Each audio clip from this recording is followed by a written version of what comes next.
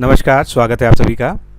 समीक्षा अधिकारी, सहायक समीक्षा अधिकारी परीक्षा में अब तक जितने भी प्रश्न पूछे गए हैं, जितने भी उपलब्ध प्रश्न पत्र हैं, उनका हम लोग हल कर रहे हैं विषयवार। और बायोलॉजी का ये पार्ट 2 है। इससे पहले पार्ट 1 में हम लोगों ने लगभग 40 प्रश्नों को अटैम्प्ट किया था प्रीवियस ईयर के, और आज इसमें भी हम लगभग 40 प्रश्नों को पूरी व्याख्या के साथ समझेंगे और उनका प्रामाणिक हल देखेंगे। क्योंकि निश्चित रूप से जो है कहीं भी जो है एग्ज़ाम में जब नए प्रश्न आते हैं तो उनका बेस कुछ ना कुछ पुराना ज़रूर आपको मिलता है। तो शुरुआत करने से पहले मैं बता दूं कि अगर आप समीक्षा अधिकारी, सहायक समीक्षा अधिकारी परीक्षा की तैयारी कर रहे हैं और आप चाहते हैं कि एक ही बार में आपको सुनिश्चित हो जाए आपकी सफलता, तो आप हमारे जो है इस कम्प्रिहेंसिव कोर्स से वीडियो लेक्चर प्रोग्राम से जुड़ सकते हैं, जिसमें तीनों कैटेगरीज अवेलेबल हैं, prelims plus mains, prelims only या मेंस ओनली। और इसमें आपको जो है हमारे ऐप के माध्यम से रिकॉर्डेड वीडियो लेक्चर्स दिए जाते हैं, पीडीएफ में नोट्स प्रोवाइड कराए जाते हैं। साथ में आपको जो है टेस्ट सीरीज और टेलीग्राम ग्रुप के माध्यम से गाइडेंस और सपोर्ट भी दिया जाता है। तो अगर आप ज़्यादा जानकारी चाहते हैं तो आर फाउंडेशन कोर्स लिखकर इस नंबर पर आप भेज दीजिए, आपको रिप्लाई में सारी जानकारी दे दी जाएगी। अब बढ़ते हैं आज के पहले प्रश्न के ऊपर, जो हमारा 40वां प्रश्न होगा उस क्रम में। तो 40वां प्रश्न क्या है? निम्नलिखित में से कौन सा युग्म सही सुमेलित नहीं है? एक तरफ विटामिन्स दिए हुए हैं, एक तरफ जो है उनसे होने वाले रोग, यानी उनकी कमी से होने वाले रोग दिए हुए हैं। तो इसको आपको जो है सॉल्व करना है। इसमें से अगर आप ध्यान से देखेंगे तो एक एक करके देखिए जो है कौन सा जो है किसकी वजह से होता है। तो विटामिन ए जो है, विटामिन ए से रतौंधी होता है, नाइट ब्लाइंडनेस, ये आप जानते हैं, बिल्कुल ठीक है। विटामिन B3 की कमी से पेलाग्रा हो जाता है, और शरीर में फोलिक एसिड नहीं होता है तो हीमोग्लोबिन नहीं बन पाता है, जिसकी वजह से जो है हमको एनीमिया या रक्ताल्पता हो जाती है। तो इस प्रश्न का सही उत्तर क्या हो जाएगा? Vitamin D. विटामिन डी की कमी से रिकेट्स रोग होता है, जिसको हम लोग सूखा रोग कहते हैं, वर्णांधता नहीं होती है। जो वर्णांधता रोग है, या जिसको हम लोग जो है कलर ब्लाइंडनेस कहते हैं, जिसमें दो विशेष रंगों के बीच जो है व्यक्ति अपने सामान्य दृष्टि से पहचान नहीं कर पाता, अंतर नहीं कर पाता है, वो क्या है? वो एक इनहेरिटेंस की डिजीज़ है, वो एक वंशानुगत रोग है जो एक्स संलग्न जो है गुणसूत्र के माध्यम से फैलता है। और विटामिन डी के बारे में हमने देखा कि जो है विटामिन डी की अगर कमी हो जाए तो बच्चों में रिकेट्स, जिसको सूखा रोग कहते हैं, और वयस्कों में ऑस्टियोमलेशिया नामक रोग हो जाता है। रिकेट्स के प्रभावित बच्चों में क्या हो जाता है? पैर की हड्डियां, हाथों की हड्डियां, ये सब टेढ़ी मेढ़ी हो जाती हैं और उसको चलने फिरने में दिक्कत होती है। जबकि ऑस्टियोमलेशिया जो है, जो वयस्कों में होता है, इसमें वयस्कों की रीढ़ की हड्डी झुक जाती है, वह हड्डियों के टूटने की भी संभावना बढ़ती है। विटामिन डी का महत्व क्या है? जो हमारी आहार नाल है, एलिमेंट्री कैनाल है, वहाँ से कैल्शियम तथा फास्फोरस का जो एब्जॉर्प्शन होता है वो आहार नाल में विटामिन डी की वजह से बढ़ जाता है। तो ये हड्डियों की वृद्धि और स्वास्थ्य के लिए आवश्यक होता है। रिकेट्स इससे होने वाली एक प्रमुख बीमारी हम जान लेते हैं। वर्णांधता के बारे में भी हम लोग बात कर रहे थे, थोड़ा सा इसको समझ लीजिएगा, ज़्यादातर इसको आप लोग नहीं पढ़ने को मिलता है। तो कलर ब्लाइंडनेस जो रोग है उसमें लाल और हरे रंग में, ये सबसे सामान्य कंडीशन है, और भी तरह के होते हैं, लेकिन लाल और हरे रंग में जो है बोध नहीं हो पाता है जिसको, और ये जो है रोग जन्म से ही होता है या बाद में भी हो सकता है, लेकिन ये मुख्य रूप से वंशानुगत होने के कारण जन्म से होता है। अब रेड और ग्रीन जो कलर ब्लाइंडनेस है, इसके भी 4 प्रकार होते हैं। बहुत ज़्यादा हम डिटेल में नहीं जाएंगे, लेकिन थोड़ा सा नाम ध्यान रखिएगा, कभी पूछ लिया जाए आपको। तो ड्यूटेरोनोमाइल, ये महिलाओं की अपेक्षा पुरुषों में अधिक होता है, और ये जब होता है ग्रीन कॉन्स फोटो पिगमेंट काम नहीं करता है, जिसके कारण पीला और हरा रंग जो है लाल दिखाई देता है, यानी पीला और हरा जो है अलग अलग नहीं दिखाई देता है। और पीड़ित व्यक्ति क्या करता है? बैगनी और नीले रंग में अंतर स्पष्ट नहीं कर पाता। इसी तरह से प्रोटानोमली, इसमें जो है क्या होता है? इसमें नारंगी, लाल और पीले रंग व्यक्ति को हरे दिखाई देते हैं। ये वर्णांतता काफ़ी हल्की होती है और दैनिक जीवन में विशेष समस्या नहीं होती है। फिर अगला जो है कलर ब्लाइंडनेस का टाइप है प्रोटेनोपिया। इसमें जो है क्या होता है, व्यक्ति को लाल रंग गहरे भूरे रंग का दिखाई देने लगता है। इसके अलावा नारंगी, पीले और हरे रंग की वस्तुएं कुछ पीले रंग की दिखाई देने लगती हैं। इसका चौथा प्रकार है ड्यूटेरोनोपिया। इसमें जो है क्या होता है, लाल रंग की वस्तुएं भूरे पीले रंग की दिखाई देती हैं और हरा रंग गहरा पीला दिखाई देता है। तो ये तरह तरह के कलर ब्लाइंडनेस होते हैं और आनुवांशिकता ही इसका मुख्य कारण है। ये रोग आमतौर पर माँ से बेटों में जाता है, यानी माँ इसकी जो है वाहक होती है और बेटों में इसका प्रभाव उत्पन्न होता है। अगला प्रश्न देखते हैं, निम्नलिखित में से कौन सा युग्म सही सुमेलित नहीं है। सही सुमेलित नहीं है, विटामिन डी से सूखा रोग या सुखंडी होता है, अभी हमने डिस्कस किया है। विटामिन सी की कमी से स्कर्वी हो जाता है, जिससे मसूड़ों में खून आने लगता है, ये भी ठीक दिया हुआ है। विटामिन बी1 की कमी से बेरी बेरी रोग होता है, ये आप लोग निश्चित रूप से जानते हैं। लेकिन गठिया रोग जो है किसी विटामिन की कमी से नहीं होता है, तो विटामिन ए की कमी से गठिया रोग नहीं होता है। विटामिन ए की कमी से क्या होता है, रतौंधी होती है। अभी लास्ट क्वेश्चन में हम लोगों ने इसको पढ़ा है, तो विटामिन ए की कमी से रतौंधी होती है। गठिया के जो है बाकी अलग कारण है, जिसके कारण जो है जॉइंट्स में पेन होता है और जॉइंट्स जो है इमूवेबल हो जाते हैं। अगला प्रश्न लेंगे, इसमें सूची 1 को सूची 2 से मिलान करना है, यानी कौन सा विटामिन किस स्रोत से प्राप्त होता है ये आपको बताना है। तो देखते हैं, विटामिन के कहाँ से प्राप्त होता है। विटामिन के हमको अल्फ़ा से प्राप्त होता है। इसके बाद विटामिन डी। विटामिन डी जो है वैसे तो सबसे ज़्यादा प्रचुर मात्रा में सूर्य के प्रकाश से मिलता है, लेकिन कॉड लिवर ऑयल में भी विटामिन डी होता है।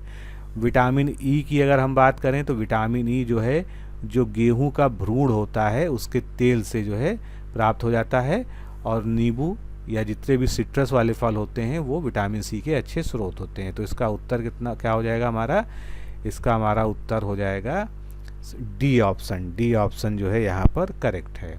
नेक्स्ट क्वेश्चन देखेंगे, रतौंधी निम्नलिखित में किसके कारण होती है, किसकी कमी के कारण होती है। अब तो इसमें बताने की भी ज़रूरत नहीं है, आपको याद हो गया होगा, विटामिन ए की कमी से रतौंधी होती है। विटामिन ए का साइंटिफिक नाम क्या होता है, रेटिनॉल होता है। इसे एंटी जीरोप्थैल्मिक विटामिन भी कहते हैं। क्यों, क्योंकि ये आँखों की जो है क्षमता को बढ़ाने वाला विटामिन है। ये जो है अनसैचुरेटेड अल्कोहल होता है, ये बीटा कैरोटीन से हमारे शरीर में बनाया जाता है, और बीटा कैरोटीन हमको कहाँ से मिलता है, पौधों से मिलता है। कैरोटीन का पाचन जो है हमारी छोटी आंत में अवशोषण होता है। अब इनके स्रोत क्या हैं, जैसे गाजर, पपीता, दूध, खमीर, butter, fat product of milk, egg से हम इसको प्राप्त कर सकते हैं।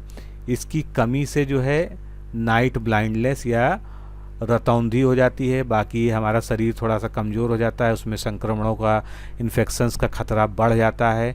जीरोप्थैल्मिया नामक डिजीज जो आती है, त्वचा और आँख की जो है कार्निया सूख जाती हैं, यानी जो हमारे आँखों की जो अच्छी फंक्शनिंग है वो किसके कारण होती है, वो जो है विटामिन ए के कारण होती है।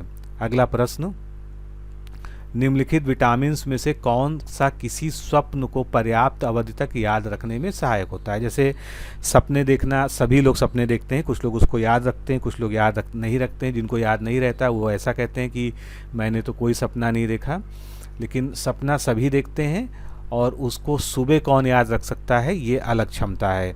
तो ये जो याद रखने की क्षमता है वो विटामिन सी के कारण जो है विटामिन B6 के कारण जो है होती है। अब विटामिन B6 क्या है, ये पैरिडॉक्सिन कहते हैं इसको हम। पैरिडॉक्सिन अमीनो एसिड मेटाबॉलिज्म, RBC के उत्पादन और न्यूरोट्रांसमीटर के निर्माण में भाग लेता है, यानी ये जो है अगर देखा जाए तो हमारे नर्वस सिस्टम के लिए भी बहुत ज़रूरी है। इस विटामिन के सबसे अच्छे स्रोत के रूप में चने, सैल्मन फिश, आलू इत्यादि शामिल हैं, और एक और अच्छी बात है ये हमारे आंत के जीवाणुओं द्वारा भी संश्लेषित किया जाता है। अगला प्रश्न, निम्नलिखित विटामिन्स में से कौन सा शरीर में भंडारित नहीं होता है। तो इनमें से कौन सा शरीर में भंडारित नहीं होता है, तो इसकी एक सिंपल सी जो है थ्योरी है कि वही विटामिन जो है हमारे शरीर में भंडारित नहीं होंगे जो कैसे होंगे, वाटर सॉल्युबल होंगे। अब आप बताइए इसमें से वाटर सॉल्युबल विटामिन्स कौन से दिए हुए हैं। तो इसमें विटामिन सी जो है ये वाटर सॉल्युबल है, इसीलिए जो है इसका स्टोर हमारे शरीर में नहीं होता है। सी के अलावा कौन सा विटामिन होता है? बी भी होता है। तो बी और सी दोनों को याद रखिएगा, ये वाटर सॉल्युबल होने के कारण हमारे शरीर में भंडारित नहीं हो पाते हैं। निम्नलिखित में क्या आंत के जीवाणुओं द्वारा संश्लेषित होता है? तो अभी हमने एक का तो उत्तर देख लिया, एक और देख लीजिए। हमारी जो आंत में बैक्टीरियाज होते हैं जो हमारे लिए लाभदायक होते हैं, वो कुछ विटामिन्स का भी जो है संश्लेषण करते हैं, सिंथेसिस करते हैं। तो वो कौन से विटामिन्स हैं? वो होता है विटामिन B12 और विटामिन K, ये दोनों होता है। तो इसमें जो है उत्तर क्या होगा? ए और सी दोनों ही इसके सही उत्तर होंगे। अगला प्रश्न देखेंगे। सूची दी हुई है, इधर एक तरफ रोग दिए हुए हैं, उनके कारण दिए हुए हैं। कारण का मतलब है कि उनकी कमी के कारण जो है ये रोग होता है, तो इनको हमको सुमेलित करना है। तो इसको हम बहुत आसानी से कर सकते हैं। रतौंधी या नाइट ब्लाइंडनेस, विटामिन ए के साथ इसका मेल हो गया। इसके बाद रिकेट्स अभी हमने पहले बात की है, विटामिन डी के कारण जो है होता है। स्कर्वी विटामिन सी से कारण कमी से होता है, और बेरी रोग जो होता है विटामिन बी से होता है। तो इस तरह से सही उत्तर हमारा क्या हो गया? सी ऑप्शन जो है हमारा बिल्कुल सही हो गया। नेक्स्ट क्वेश्चन देखेंगे। निम्नलिखित में से कौन सा एक विटामिन सूर्य के प्रकाश की उपस्थिति में त्वचा में बनता है? और वही उसका एक सबसे बड़ा स्रोत होता है, बाकी जहाँ से भी प्राप्त होता है वो बहुत ही नगण्य होता है। तो सूर्य के प्रकाश में हमारी त्वचा में कौन सा विटामिन संश्लेषित होता है? Vitamin D. विटामिन डी बहुत ही महत्वपूर्ण भी होता है। इसको जो हम कैल्सीफेरॉल भी कहते हैं, या इसे सनसाइन विटामिन भी कहते हैं, या एंटी रिकेट्स यानी सूखा रोग के खिलाफ लड़ने वाला विटामिन कहते हैं। विटामिन डी जो होता है ये फैट सॉल्युबल होता है और प्रो हार्मोन का एक समूह होता है। इसके दो प्रमुख रूप होते हैं। एक तो विटामिन डी के रूप में पाया जाता है जिसको हम ऑर्गो कैल्सीफेरॉल कहते हैं, और विटामिन D3 जिसको हम कोले कैल्सीफेरॉल कहते हैं। विटामिन डी का जो है रासायनिक नाम कैल्सीफेरॉल है, और सूर्य का प्रकाश ही इसका सबसे बड़ा और सबसे अच्छा स्रोत है। आगे बढ़ते हैं। गेहूं में रोटी बनाने के गुणों को प्रभावित करने वाला कौन सा पदार्थ है? तो ये कुछ जो है पदार्थ दिए हुए हैं, जिसमें से कुछ प्रोटीन्स हैं, कुछ एंजाइम्स हैं। तो इसमें जो है रोटी के गुण बनाने को जो प्रभावित करता है वो ग्लूटिन होता है। ए ऑप्शन जो है यहाँ पर बिल्कुल हमारा करेक्ट है। गेहूं की जो सख्त रोटी बनती है वो ग्लूटिन के कारण ही बनती है, और अगर जितनी ज़्यादा टाइट रोटी बनेगी इसका मतलब समझ लीजिए उसमें ग्लूटिन कंटेंट ज़्यादा है, और मुलायम गेहूं में ग्लूटिन कंटेंट कम होता है। आजकल आप देख रहे होंगे ग्लूटिन फ्री, जो लोग बहुत हेल्थ कॉन्शियस हैं वो इसकी वकालत करते हैं कि हमको ग्लूटिन फ्री या जो है मिनिमम ग्लूटिन जो है लेना चाहिए। तो इसी कारण जो है अब एक नया चलन भी चल रहा है। आगे चलते हैं। निम्नलिखित में से किस फसल में लौह यानी आयरन या Fe प्रचुर मात्रा में पाया जाता है? प्रचुर मात्रा में कौन सा पाया जाता है? किसमें? तो प्रचुर मात्रा में पाया जाता है करौंदा में। बी ऑप्शन इसमें सही होगा। करौंदा में विटामिन सी भरपूर मात्रा में होता है। विटामिन सी का जो है सबसे बड़ा रोल क्या होता है? ये हमारे घाव के भरने में बहुत ही सहायक होता है, कहीं भी चोट लगती है। और जो है लौह पदार्थ जो है आयरन, इसका क्या काम होता है? ये जो है हीमोग्लोबिन के निर्माण में काम आता है, ये जानते हैं। तो करौंदा दोनों तरह से उपयोगी है। इसमें विटामिन सी भी अच्छी मात्रा में पाया जाता है और आयरन भी पाया जाता है। अगला प्रश्न। निम्नलिखित विटामिन्स में से किसमें कोबाल्ट होता है? कोबाल्ट किसमें होता है ये आपको बताना है। तो कई बार क्वेश्चन ये पूछा गया है, बहुत ही महत्वपूर्ण क्वेश्चन है। कोबाल्ट जो है एक खनिज लवण है, एक मिनरल है जो कि विटामिन B12 में पाया जाता है। विटामिन B12 जो है हमारे शरीर की वृद्धि के लिए बहुत ही आवश्यक विटामिन होता है, और इसकी कमी से क्या होता है? नर्वस सिस्टम जो है हमारा प्रभावित होता है, यानी हमारा जो तंत्रिका तंत्र है वो जो है इससे पूरी तरह से प्रभावित होती है। और इसका जो स्रोत होता है, कभी कभी स्रोत भी पूछ लेते हैं, तो वो मांस, मछली, यकृत, दूध, पनीर इत्यादि होता है। तो नर्वस सिस्टम के स्ट्रेंथनिंग के लिए हमको विटामिन B12 बहुत ही ज़रूरी है। अगला प्रश्न, दूध किस बैक्टीरिया के कारण खराब होता है? तो खराब होने की प्रक्रिया जो है, यानी कि दूध से दही की तरफ जब बनने लगता है तो हम जानते हैं कि उसमें बैक्टीरियल एक्टिविटी हो रही। कौन से बैक्टीरिया से होता है? लैक्टोबैसिलस। ये तो बहुत ही सिंपल क्वेश्चन है जो हम लोग बहुत ही प्राइमरी लेवल से पढ़ते आ रहे हैं। ये जो है मिल्क शुगर को लैक्टिक एसिड में बदल देता है, जिसके कारण दूध खट्टा हो जाता है। अब उससे जो है दही, छाछ या पनीर हम बना सकते हैं। अगला प्रश्न, सूची 1 को सूची 2 से मिलाना है। एक तरफ जो है कुछ जो है केमिकल्स दिए हुए हैं और उनका क्या रोल है ये बताना है। तो एक एक करके इसको हम देखेंगे। हड्डियों में कौन सा यौगिक उपस्थित होता है? Calcium phosphate.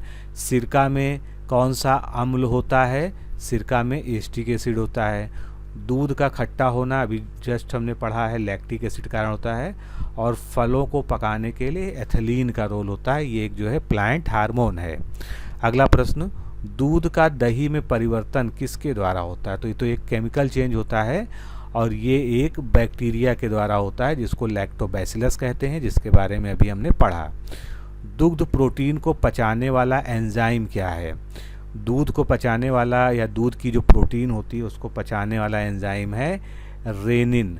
और रेनिन की खास बात यह है कि ये जो है शिशु अवस्था में या जो है बाल्यावस्था में ही ज़्यादा सिक्रीट होता है। जैसे जैसे जो है लोग बड़े हो जाते हैं, यानी एडल्ट में जो है ये नहीं होता है। और ये करता क्या है, जो दूध में प्रोटीन होती है जिसको हम लोग क्या कहते हैं? केसीन कहते हैं। केसीन प्रोटीन को जो है ये पचाता है या उसको जो है सिंपल अमीनो एसिड में तोड़ देता है। अगला प्रश्न, निम्नलिखित में से कौन सा एंजाइम प्रोटीनों को अमीनो अम्लों में विघटित करता है? तो कौन सा एंजाइम प्रोटीन्स को एमिनो एसिड्स में तोड़ता है, यानी प्रोटीन पर जो वर्क करता है? तो इसका सही उत्तर क्या हो जाएगा? पेप्सिन। पेप्सिन जो है हमारे आहार या हमारे पाचन तंत्र का एक जो है महत्वपूर्ण जो है भाग है। इसके बारे में थोड़ा सा जान लेते हैं। पेप्सिन जो होता है वो स्टमक या आमाशय की दीवार में जो जठर ग्रंथियां होती हैं, गैस्ट्रिक ग्लैंड्स होती हैं, उनमें से जो जठर रस या गैस्ट्रिक जूस निकलता है उसमें से निकलता है। ये आम्लीय होता है, इसका पीएच जो है 0.9 से 1.5 होता है, यानी बहुत ज़्यादा जो है ये एसिडिक होता है। और गैस्ट्रिक जूस में निम्नलिखित पदार्थ होते हैं। सबसे पहले तो इसमें से 97 से 99% तो जल होता है, बाकी कुछ जो है श्लेष्म होता है। फिर इसमें हाइड्रोक्लोरिक एसिड पाया जाता है जिसके कारण ये बहुत एसिडिक होता है। ये भोजन के माध्यम को अम्लीय बना देता है और हानिकारक जीवाणुओं को नष्ट कर देता है, भोजन को सड़ने से बचाता है और हड्डियों को गलाता है। हड्डियों का गलाना का मतलब है कि जो लोग नॉन वेजिटेरियन हैं वो जब हड्डी खाते हैं तो वो गलाने का काम यहीं पर होता है। फिर पेप्सिन जो हमारे प्रश्न में पूछा गया है, ये भोजन के प्रोटीन को पेप्टोन्स में चेंज कर देता है और उसके अलावा पॉलीपेप्टाइड में भी बदल देता है। रेनिन के बारे में अभी हमने पढ़ा था। ये दूध की जो सॉल्युबल प्रोटीन है जिसको हम केसीन कहते हैं, इसको जो है इनसॉल्युबल कर्ड या दही में बदल देता है। गैस्ट्रिक जूस में लाइपेज निकलता है, ये जो है किस पे काम करता है? ये फैट का जो है अपघटन करता है या पाचन करता है दूसरे शब्दों में।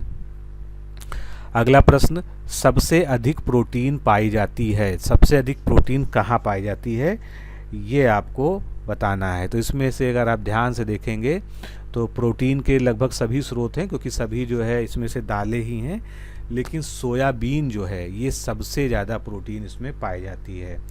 सोयाबीन में जो प्रोटीन का परसेंटेज होता है, कभी आपसे पूछा जा सकता है, लगभग 40% प्रोटीन होता है। 20 से 23% तक इसमें फैट पाया जाता है और 30% तक जो है इसमें कार्बोहाइड्रेट पाया जाता है। तो ये ध्यान रखिएगा। और सोयाबीन का सबसे ज़्यादा उत्पादन कहाँ होता है? एमपी में जो है, एमपी इसका जो है एक अग्रणी राज्य है उत्पादन का। अगला प्रश्न, मानव के बाल एवं नख यानी बाल एवं नाखून जो होते हैं उसमें कौन सी प्रोटीन होती है? आसान प्रश्न है, निश्चित रूप से आप जानते हैं। उसमें क्रिएटिन प्रोटीन होती है। बी ऑप्शन जो है यहाँ पर सही है। अगला प्रश्न, निम्नलिखित में से कौन सा एक युग्म सुमेलित है, सही सुमेलित है, क्योंकि बाकी जो है गलत हैं। तो इसमें से सही सुमेलित आपको देखना है। विटामिन B1 क्या होता है? विटामिन B1 थायमीन होता है, यानी ये गलत हो गया। फिर विटामिन B6 क्या होता है? ये पैराडॉक्सिन होता है, तो ये भी गलत हो गया। उसके बाद जो है विटामिन B2 क्या होता है? राइबोफ्लेविन होता है, ये सही होता है। और विटामिन C क्या होता है? विटामिन C एस्कॉर्बिक एसिड होता है, ना कि कैल्सीफेरॉल। कैल्सीफेरॉल क्या होता है? विटामिन D होता है। तो इस तरह से हमने अपना सही उत्तर यहाँ पर चुन लिया। आगे बढ़ते हैं। मानव शरीर में अधिकतम मात्रा में पाया जाने वाला तत्व क्या होता है? इसमें से कौन सा जो है तत्व है जो मानव शरीर में सबसे ज़्यादा पाया जाता है? तो देखा जाए तो सबसे ज़्यादा मानव शरीर में कैल्शियम पाया जाता है। अब थोड़ा सा यहाँ पर समझ लीजिएगा कि 6 प्रमुख तत्व होते हैं मानव शरीर में। एक जो है ऑक्सीजन होता है, कार्बन होता है, हाइड्रोजन होता है, नाइट्रोजन होता है, कैल्शियम और फास्फोरस होता है। तो ये सभी जो है हमारे में पाए जाते हैं। और जो मानव शरीर का भार होता है, इसमें 65% तक ऑक्सीजन होती है, क्योंकि ऑक्सीजन हमारे विकल्प में था नहीं।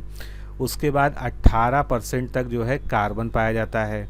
इसके बाद जो है 10% के लगभग जो है हाइड्रोजन पाया जाता है। 3% जो है नाइट्रोजन पाया जाता है और 1.4% कैल्शियम पाया जाता है, जो कि हड्डियों को बनाने में सबसे ज़्यादा रोल उसका होता है। और 1.1% जो है फास्फोरस जो है इसमें पाया जाता है। अगला प्रश्न, निम्नलिखित में से किसके चयापचयी प्रक्रम, इसको मेटाबॉलिज्म प्रोसेस या मेटाबॉलिक प्रोसेस कहते हैं, थोड़ा सा हिंदी में अजीब सा लगता है पढ़ने में। तो मेटाबॉलिक प्रोसेस से अधिकतम ऊर्जा किससे प्राप्त होती है? तो आप जानते हैं कैलोरीफिक वैल्यू सभी की होती है, जितने भी जो है हमारे इंग्रेडिएंट्स हैं खाद्य पदार्थ के। तो इनमें से जो फैट होता है, अगर 1 ग्राम फैट को हम बर्न करते हैं तो हमको सबसे ज़्यादा कैलोरी मिलती है, 9.1 समथिंग कैलोरी होती है। प्रोटीन और कार्बोहाइड्रेट के 1-1 ग्राम में लगभग बराबर कैलोरी ऊर्जा प्राप्त होती है, जब जो है इनका ऑक्सीडेशन कहा जाता है। सामान्य भाषा में इसको हम क्या कहते हैं? बर्न करना कहते हैं। अगला प्रश्न देखेंगे, भोजन का एक प्रमुख अंग है, तो इनमें से भोजन का सबसे प्रमुख अंग कौन सा आपको दिख रहा है? देखिए, सेलुलोज का तो हमारे भोजन में बहुत ज़्यादा महत्व है नहीं, ये जानवरों में जो है ज़्यादा महत्व रखता है। और ग्लूकोज और स्टार्च जो है ये कार्बोहाइड्रेट से परिवर्तित होते हैं, तो सबसे ज़्यादा जो है महत्वपूर्ण इनमें से कार्बोहाइड्रेट है। कार्बोहाइड्रेट जो है कार्बन, हाइड्रोजन और ऑक्सीजन के मिलकर बने हुए यौगिक होते हैं। अगला प्रश्न, गाय के दूध पीले सफ़ेद रंग का होता है, जिसका कारण उनमें से किसकी उपस्थिति होती है? यानी कौन सा ऐसा पदार्थ पाया जाता है जिससे कि गाय के दूध में हल्का पीलापन दिखता है? तो इसमें कैसीन प्रोटीन के साथ कैरोटीन नामक जो है पिगमेंट या वर्णक पाया जाता है, उसकी वजह से हल्का सा पीलापन उसमें दिखता है। निम्नलिखित में से कौन सा सुमेलित नहीं है, ये बताना है। तो इसमें से कौन सा सुमेलित नहीं है? कपड़े धोने का सोडा जो होता है वो पोटेशियम नहीं होता है, वो क्या होता है? सोडियम कार्बोनेट होता है, जो कि एक अकार्बनिक यानी इनऑर्गेनिक यौगिक है, जिसका रासायनिक सूत्र यहाँ पर दिया है Na2CO3। इसको हम लोग बचपन से पढ़ते आए हैं। धावन सोडा, धोने का सोडा या वॉशिंग सोडा या सोडा ऐस या सोडा क्रिस्टल्स भी कहते हैं। ये एक सामान्य लवण है जिसका जलीय घोल जो है कैसा होता है? क्षारीय होता है, इसीलिए इसका उपयोग जो है कपड़ा धोने में किया जाता है। अगला प्रश्न, कौन सूक्ष्म तत्व नहीं है?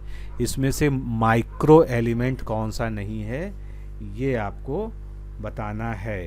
तो ध्यान से देखिए, निश्चित रूप से आपने पढ़ा होगा कि इसमें से कौन सा जो है एक माइक्रो एलिमेंट नहीं है। तो माइक्रो एलिमेंट इसमें से नहीं है सल्फर, गंधक जो है एक माइक्रो एलिमेंट नहीं है। अब देखिए, बहुत सारे जो है हमारे शरीर में जो है खनिज पोषक तत्वों की आवश्यकता होती है, जिसको हम लोग शरीर में रिक्वायरमेंट की क्वांटिटी के हिसाब से मैक्रो एलिमेंट्स और माइक्रो एलिमेंट्स में बांटते हैं। लघु पोषक तत्वों की आवश्यकता बहुत सूक्ष्म मात्रा में होती है, और वहीं पर जो है जो दीर्घ पोषक तत्व होते हैं और अपेक्षाकृत हमको ज़्यादा चाहिए होते हैं। अब लोहा, जस्ता, manganese, copper, iodine, cobalt, nickel, molybdenum, chromium, ये सभी सूक्ष्म हैं क्योंकि इनकी बहुत ही सूक्ष्म मात्रा में शरीर को चाहिए होती है। वहीं पर calcium, magnesium, sodium, potassium, phosphorus, chlorine और सल्फर, ये कैसे हैं, ये जो है दीर्घ तत्वों की श्रेणी में आते हैं, यानी मैक्रो एलिमेंट्स की श्रेणी में आते हैं। अगला सूची आपके सामने है हार्मोन और उनको कौन सी ग्रंथि स्रावित करती है, ये आपको बताना है। तो सबसे पहले बात करें प्रोजेस्टेरॉन की। प्रोजेस्टेरॉन कहाँ से सिक्रीट होता है, ये जो है महिला के गर्भाशय यानी ओवरी से सिक्रीट होता है। टेस्टोस्टेरॉन, जिसको पुरुष हार्मोन हम लोग कहते हैं, ये कहाँ से होता है, ये टेस्टिकल्स या वृषण से होता है पुरुषों में।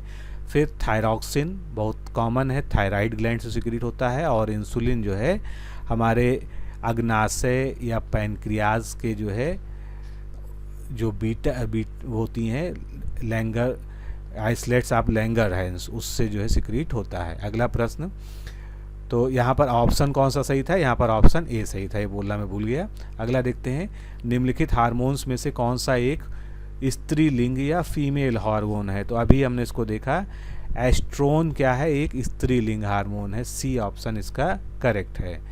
एस्ट्रोन जो है फीमेल सेक्स हार्मोन है, वहीं पर टेस्टोस्टेरोन जो है मेल सेक्स हार्मोन होता है। पुरुष हार्मोन एंड्रोजन को एंड्रोस्ट्रोन भी कहते हैं, और थायरॉक्सिन हार्मोन जो है थायराइड ग्रंथि से स्रावित होता है और जो मेटाबॉलिक प्रोसेसेस होती हैं उनको नियंत्रित करता है। इसीलिए अगर हमारे शरीर में जो है कोई भी दिक्कत हो जाती है थायराइड से संबंधित, थायराइड ग्लैंड से संबंधित, तो हमारी ग्रोथ पे बहुत ज़्यादा असर पड़ता है। कुछ लोग एकदम से बहुत मोटे हो जाते हैं, कुछ लोग बहुत पतले हो जाते हैं, बाकी हार्ट डिजीज़ेज़ और बाकी डिजीज़ेज़ उसमें होने लगती हैं क्योंकि ये मेटाबॉलिज्म को बहुत ज़्यादा सपोर्ट करता है। अगला प्रश्न, कौन सा हार्मोन लड़ो और उड़ो, फ्लाइट और फ्राइट कहलाता है। बहुत ही फेमस क्वेश्चन है, तो इसमें से सही उत्तर क्या होगा, एड्रीनेलिन। इसको हम इमरजेंसी हार्मोन भी कहते हैं। जब हमारा शरीर किसी संकट में होता है, हम किसी बहुत ही डरावनी विषम परिस्थिति में फंस जाते हैं, कोई हमको मारने के लिए दौड़ रहा है या हमको कहीं प्राण का खतरा लग रहा है, तो एड्रेनलिन बहुत भारी मात्रा में हमारी जो है एड्रिनल ग्लैंड से सिक्रीट होता है। ये हार्मोन क्रोध, डर, मानसिक तनाव और व्यस्तता की अवस्था में अत्यधिक स्रावित होता है। इसीलिए जो संकटकालीन परिस्थितियाँ होती हैं उसमें हम बहुत तेज़ी से जो है कोई निर्णय ले लेते हैं। अगला प्रश्न देखते हैं, परितृप्त या जिसको हम सेटिस्फैक्शन कहते हैं इंग्लिश में, एवं प्यास का केंद्र यानी थर्स्ट सेंटर मानव मस्तिष्क के निम्नलिखित में से किस भाग में स्थित होता है। तो कई सारे भाग होते हैं मानव मस्तिष्क से, इसमें से किस पे जो है डिपेंड होता है। तो जो सेटिस्फैक्शन होता है किसी काम को करने से, और उसके अलावा जो हमको प्यास का अनुभव होता है, उसका सेंटर जो है हमारे हाइपोथैलेमस में होता है। हाइपोथैलेमस गोनाडोट्रोपिन हार्मोन को स्रावित करने के साथ अन्य हार्मोन्स के निर्माण, और उसके अलावा डिम उत्सर्जन का मतलब जो है ओवा को यानी ओवा को रिलीज़ करने का संकेत देता है। इसके बाद जो FSH होता है, फॉलिकल स्टिमुलेटिंग हार्मोन, और ल्यूटिनाइजिंग हार्मोन, ये अंडाशय को एस्ट्रोजन के निर्माण करने के संकेत देते हैं। तो ये सभी प्रक्रियाएं आप जानते हैं, ये जो है महिलाओं के जो है उससे जुड़ी हुई हैं। हाइपोथैलेमस जो है अंतःस्रावी और तंत्रिका तंत्र के बीच एक संबंध के रूप में भी कार्य करता है। वास्तव में ये शरीर के कई आवश्यक कार्यों में बहुत महत्वपूर्ण भूमिका निभाता है, जैसे शरीर के तापमान का नियंत्रण, प्यास और भूख को नियंत्रित करना। ये भावनाओं को, नींद चक्र को, प्रसव, रक्तचाप, हृदय गति के नियमन में भी हस्तक्षेप करता है। साथ ही पाचन रस के उत्पादन और शरीर के तरल पदार्थों के संतुलन में भी इसका काम आता है। इसके अलावा यह माना जाता है कि हाइपोथैलेमस में रासायनिक पदार्थ बनते हैं जो क्रोध, उदासी, प्यार में पड़ने की भावना, यौन संतुष्टि दूसरों के बीच में उत्पन्न करता है। अगला प्रश्न देखेंगे, इंसुलिन का उत्पादन कहाँ पर किया जाता है, किस ऑर्गन के द्वारा किया जाता है। अच्छा प्रश्न है और पूछा भी गया है, और भी एग्जाम्स में पूछा गया है। तो आइसलैंड्स ऑफ लैंगरहैंस, जैसा मैंने आपको बताया था, उसके द्वारा जो है इसका उत्पादन होता है। अब इसको थोड़ा समझ लीजिएगा, इसमें कुछ इम्पॉर्टेंट चीज़ें हैं। लैंगरहंस की दीपिका या आइसलैंड ऑफ लैंगरहंस द्वारा स्रावित हार्मोन और उनके कार्य जो है कौन कौन से हैं। तो पहले तो जो है इसमें 3 प्रकार की सेल्स पाई जाती हैं, 3 प्रकार की कोशिकाएं पाई जाती हैं, अल्फ़ा, बीटा और जो है इसको गामा सेल्स भी कहते हैं। तो ये 3 तरह की सेल्स होती हैं। अब इसमें से क्या क्या हार्मोन्स सिक्रीज होते हैं। पहला तो है ग्लूकागॉन। ये हार्मोन जो है अल्फ़ा कोशिकाओं से शुरू, तो ध्यान रखिएगा ये अल्फ़ा से होता है। और ये लीवर में ग्लूकोनियोजेनेसिस यानी जो ग्लूकोज का जो है कन्वर्जन है उसको जो है चेंज, ग्लाइकोजन को ग्लूकोज में चेंज करके जो है ग्लूकोज की मात्रा हमारे शरीर में बढ़ाता है। यह ऊतकों में ग्लूकोज के उत्पादन में भी सहायक होता है।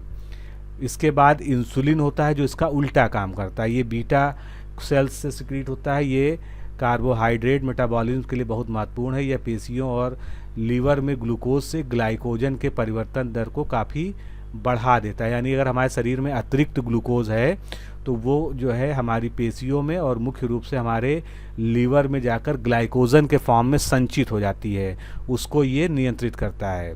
ये शर्करा और वसा के निर्माण में भी सहायक होता है और प्रोटीन संश्लेषण को भी प्रोटीन करता है। और ये ग्लूकोज के जो है मेटाबॉलिज्म को हमारे पेशियों में तेज करता है। तो ये इंसुलिन का काम हो गया। अब हमको डायबिटीज़ क्यों होती है?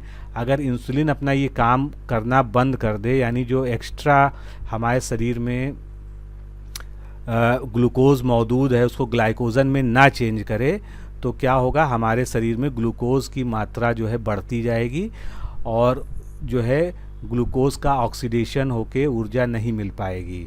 तो इंसुलिन अगर कम मात्रा में स्रावित हो रहा है तो उसको हम मधुमेह या डायबिटीज़ मेलिटस के नाम से जानते हैं।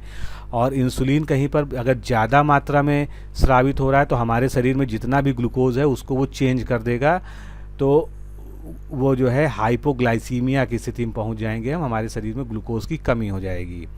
तीसरे तरह का जो हार्मोन है वो डेल्टा कोशिकाओं या जिसको हम गामा कोशिका भी कहते हैं उससे स्रावित होता है। ये हार्मोन पॉलीपेप्टाइड होता है जो पचे हुए भोजन के एसिमिलेशन की अवधि को बढ़ाता है। अगला प्रश्न लेंगे, कथन और कारण के रूप में है, इसका सही उत्तर हमको देना है। सोते समय तीव्र प्रकाश अवांछनीय होता है। ठीक है, अगर आप सो रहे हैं तो आप इसीलिए जो है सारे जो है तेज लाइट्स को बंद कर देते हैं क्योंकि सोते समय वो हमको डिस्टर्ब करता है। तीव्र प्रकाश में शरीर में मेलाटोनिन का उत्पादन अधिक होता है, ऐसा नहीं है। तीव्र प्रकाश में शरीर में मेलाटोनिन का उत्पादन कम होता है। तो सी ऑप्शन हमारा सही होगा। ए सत्य है किंतु आर असत्य है। अगला प्रश्न देखेंगे, उस वैज्ञानिक का नाम बताइए जिसने यह खोज की थी कि मलेरिया प्लाज्मोडियम नामक पैरासाइट से होता है। मलेरिया प्लाज्मोडियम नामक पैरासाइट से होता है, ये हम लोग जानते हैं। किसने ये सबसे पहले डिस्कवर किया था? सर रोनाल्ड रॉस ने डिस्कवर किया था कि जो है प्लाज्मोडियम जो है जो एक कारक है, एक पैरासाइट है, उसके कारण मलेरिया होता है। प्लाज्मोडियम होता क्या है? ये एक प्रोटोजोआ है, यूनिसेलुलर प्रोटोजोआ है। और जो एनाफ्लीज होती है, फीमेल एनाफ्लीज, वो जो है इसको ले जाने का वाहक का कार्य करती है। इसी कारण जो है सर रोनाल्ड रॉस को 1902 में नोबेल प्राइज़ मिला था। आगे बढ़ते हैं, अगला प्रश्न, सिलिकोसिस क्या है? सिलिकोसिस महत्वपूर्ण डिजीज़ है। सिलिकोसिस जो है एक फेफड़े से संबंधित बीमारी है जिसमें सिलिका के कण हमारे फेफड़ों में जाकर जो है लगातार श्वसन के द्वारा जमते रहते हैं और उसके कारण जो है आगे चलकर अस्थमा जैसी बीमारी हो जाती है, सांस लेने में दिक्कत होती है। और ये किनको होता है? जो लोग जो है कारखानों में, फैक्ट्रियों में या ऐसी जगहों पे काम करते हैं जहाँ पर सिलिका के महीन पार्टिकल्स जो है बहुत ज़्यादा उड़ते हैं। अगला प्रश्न, टेरिटरी एंटीजन या तृतीयक प्रतिजन डीपीटी का टीका आपने सुना होगा, बच्चों की दी जाती है। तो अगर आप डीपीटी का फुल फॉर्म जानते हैं तो आप जो है इस प्रश्न का उत्तर दे लेंगे। किससे बचाव करता है ये आपको इसमें बताना है। तो डी से क्या हो गया? डिप्थीरिया हो गया। पी से क्या हो गया? कुकुर खांसी कहते हैं, लेकिन इसको जो है दूसरे उसमें क्या कहते हैं? पर्ट्यूसिस कहते हैं, जो साइंटिफिक टर्म है इसका। और टी क्या होता है? टिटेनस। तो हमारा डी ऑप्शन जो है यहाँ पर बिल्कुल सही हो गया।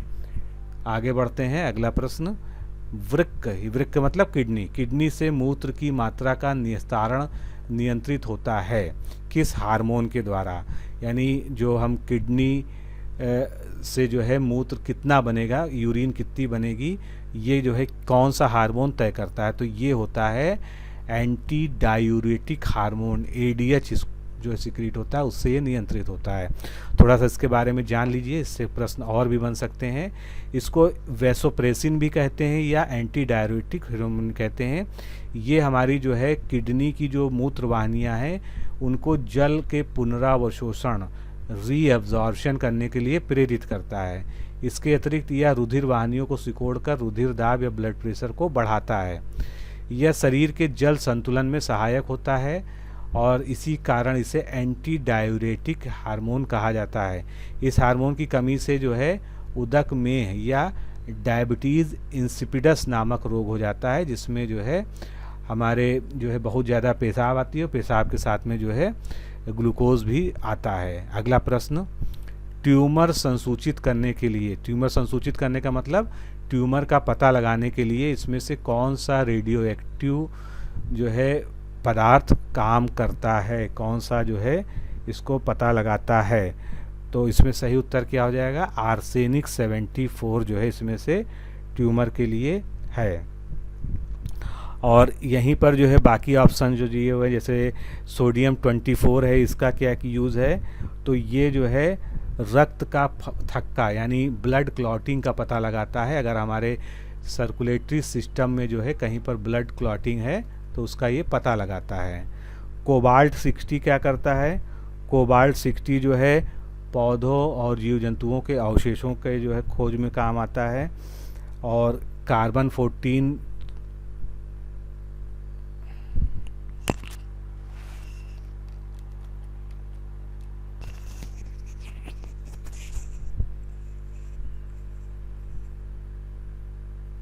कोबाल्ट का उपयोग हम कहाँ पर करते हैं? कैंसर का पता लगाने के लिए। कार्बन 14 से आप जानते हैं जीवाश्म, विशेषकर जो पौधों के जीवाश्म होते हैं, तो इसको हम कार्बन डेटिंग भी कहते हैं। तो इसकी मदद से जो है हम कार्बन 14 की मदद से जो है इसका पता लगा लेते हैं। अगला प्रश्न। हाल ही में वैज्ञानिकों ने उस प्रोटीन की खोज कर ली है जो मस्तिष्क के खतरनाक रोग अल्जाइमर्स को उत्पन्न करता है। वो कौन सा प्रोटीन है, ये आपको बताना है। तो अल्जाइमर के लिए जो अभी खोजा गया था वो प्रोटीन है एमिलाइड प्रिकर्सर्स प्रोटीन। सी ऑप्शन जो है इसका करेक्ट होगा। अगला प्रश्न। सूची 1 और 2 को मिलान करना है। इसमें जो है कुछ बीमारियां दी हैं, उनका जो है किससे संबंध है ये बताना है। तो मलेरिया की बात करते हैं सबसे पहले। मलेरिया जो है रक्त कोशिकाएं, इससे जो है रक्त कोशिकाओं से संबंधित है। फाइलेरिया में क्या होता है? फाइलेरिया में हमारा जो है लसिका ग्रंथियां यानी लिम्फ नोड्स जो है प्रभावित होती हैं। एंसेफ्लाइटिस, एंसेफ्लाइटिस नाम आपने ज़रूर सुना होगा। एंसेफ्लाइटिस हमारे जो है दिमाग से संबंधित या ब्रेन से संबंधित है। और ल्यूकीमिया, ल्यूकीमिया जो है आपका अस्थि मज्जा या ब्रोन मैरो से संबंधित है। ल्यूकीमिया बेसिकली क्या होता है? एक तरह का ब्लड कैंसर होता है। तो इस तरह से हमारा यहाँ पर बी ऑप्शन जो है बिल्कुल करेक्ट है। अगला प्रश्न। निम्नलिखित में से कौन से युग्म सुमेलित नहीं है? Auto immune disease, rheumatoid arthritis, ये बिल्कुल ठीक है। पाम डिजीज़ जिसको हम चिगर्स डिजीज़ या चिंचड़ी कहते हैं, ये भी ठीक है। मेंटल इलनेस को हम मूड स्विंग से, बिल्कुल सही है ये। लेकिन जेनेटिक डिजीज़ जो है ट्यूबरक्लोसिस नहीं है। ट्यूबरक्लोसिस क्या है? ट्यूबरक्लोसिस जो है बैक्टीरिया से होने वाला एक रोग है और ये जो है प्रायः फेफड़ों का होता है, लेकिन शरीर के किसी भी अंग में जो है टीबी हो सकती है। ट्यूबरक्लोसिस का जो है जेनेटिक डिजीज़ से कोई संबंध नहीं होता है। अगला प्रश्न देखेंगे हम। इसमें जो है कुछ रेडियो समस्थानिक जो है यानी रेडियो आइसोटोप्स दिए हैं और उनका जो है कहाँ पर डायग्नोसिस में यूज़ होता है ये हमको मिलान करना है। तो अभी इसके बारे में हमने थोड़ा सा ब्रीफ पिछले एक क्वेश्चन में और देखा था, तो यहाँ पर आपको आसानी होगी। आर्सेनिक 74 ट्यूमर का पता लगाता है। कोबाल्ट 60 कैंसर के पता लगाने में। आयोडीन 131 ये क्या है, ये थायराइड ग्रंथ की सक्रियता का पता लगाता है। सोडियम 24 ये ब्लड डिसऑर्डर या रक्त व्यतिक्रम का पता लगाता है। तो दोस्तों, इस तरह से आज के इस सेशन में हमने महत्वपूर्ण प्रश्नों को पूरी व्याख्या के साथ हल किया। मिलते हैं इसके अगले पार्ट में, तब तक नमस्कार, धन्यवाद।